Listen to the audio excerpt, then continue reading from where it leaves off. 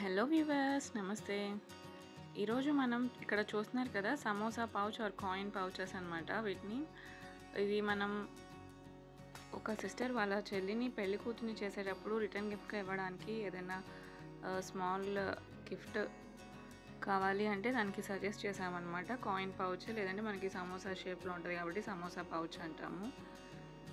మనకి ఇది వచ్చేసరికి చిన్నది వస్తుంది. మనకి జస్ట్ కాయిన్స్ అంటే ఏదైనా చేంజ్ పెట్టుకోవడానికి యూస్ అవుతుంది. చూడటానికి మాత్రం చాలా క్యూట్ ఉంటుంది. వీళ్ళు వచ్చేసరికి మనకి మల్టీ కలర్స్ అడిగారు. సో డిఫరెంట్ కలర్స్ అయితే మనం ఇక్కడ రెడీ చేస్తున్నాము. ఇక్కడ ప్రాసెస్ని కూడా మీరు చూడొచ్చు.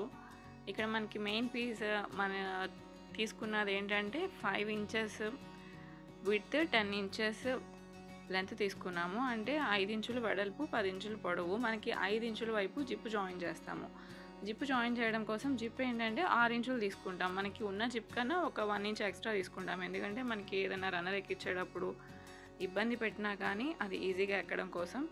ఇక్కడ చూసాం కదా, ఒక సైడ్ జిప్ జాయిన్ చేసిన తర్వాత అది ఓపెన్ చేసి నెక్స్ట్ వైపు కూడా జిప్ని జాయిన్ చేసుకుంటున్నాము.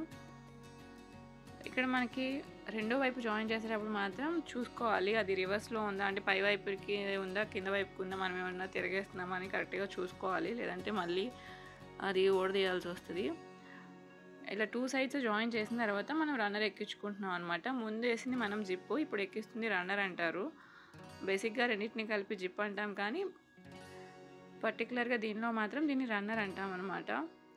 ఇక్కడ చూస్తున్నాం కదా, ఇది రివర్స్లో ఎక్కిస్తున్నాం. ఒకవేళ మీకు అంటే ఇది ప్రాక్టీస్ ఉంటేనే రివర్స్లో ఎక్కించగలరు. బిగినర్స్ అయితే కనుక దాన్ని పై వైపు నుంచి ఎక్కించి దాన్ని తిరగేసుకోవాలి. సో ఇక్కడ చూసారు కదా, ఇది మనం జిప్కి రన్నర్ ఎక్కించిన తర్వాత పైనుంచి సెంటర్ మార్క్ చేసుకున్నాం. సెంటర్ మార్క్ చేసుకొని ఆ జిప్ కరెక్ట్గా అక్కడ వచ్చేలాగా చూసుకోవాలి. అలానే ఇక్కడ హ్యాండిల్స్ మనం ఫస్ట్లో గోట్ నవాన్ని రెడీ చేసుకున్నాం కదా, దానికి 6 ఇంచెస్ తీసుకుంటాం అనమాట హ్యాండిల్స్ మనకి పట్టుకోవడానికి.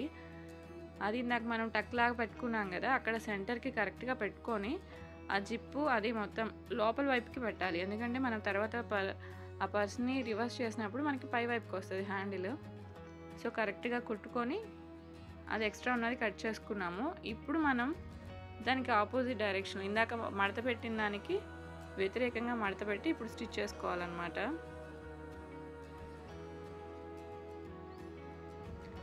ఇంతే అండి. మనం దీన్ని లోపల ఏదైనా ఎక్స్ట్రా ఉన్న దారాలు కట్ చేసుకొని మనకి తిరిగేసుకుంటే ఈ కాయిన్ పౌచ్ అయితే రెడీ అయిపోతుంది. ఇలాంటివి ఏదైనా మీకు ఎలాంటి ఫంక్షన్స్కైనా కావాలి అంటే కనుక పైన ఉన్న నెంబర్కి కాంటాక్ట్ అవ్వండి. ఇలాంటి మరిన్ని యూస్ఫుల్ వీడియోస్ కోసం please subscribe our channel. Don't forget to like, comment, share and subscribe our channel.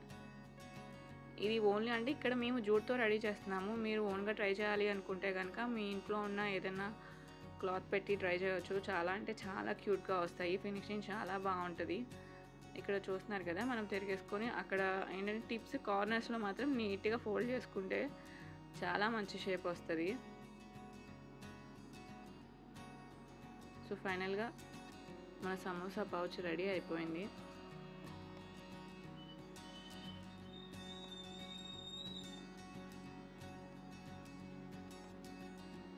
మా ఈ వీడియోస్ ఎవరికైనా యూజ్ అవుతాయి అనుకుంటే తప్పకుండా షేర్ చేయండి. ఇలాంటి మరిన్ని వీడియోస్ కోసం సబ్స్క్రైబ్ బటన్ పక్కన ఉన్న బెల్ ఐకాన్ని నొక్కండి. అండ్ దాంతోపాటు దాని పక్కన ఉన్న ఆప్షన్స్లో ఆల్ అనే ఆప్షన్ని సెలెక్ట్ చేసుకోండి.